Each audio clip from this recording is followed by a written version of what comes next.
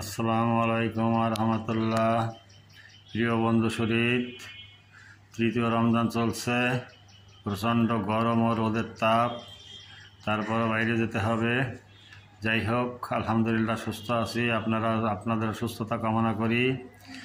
তো ইদানিং কিছু আতেল ও ইসলামী পণ্ডিত দেখা যাচ্ছে, তো যাদের কাজই হলো অন্যের ত্রুটি অন্বেষণ করা, কিন্তু এর পুরুষ লোক হয়ে যারা মহিলাদের মতো ছোট্ট ছোট্ট কথা বলেন, এর কথা ওর কাছে, ওর কথা ওর কাছে, কারো ব্যক্তিগত তথ্য অন্যের নিকট পাচার করেন, তো তারা আবার আরেকজনকে সবক দেন, নানান রকম জ্ঞান ঝাড়েন, কেউ কেউ ইসলামী ফতোয়া ঝাড়েন।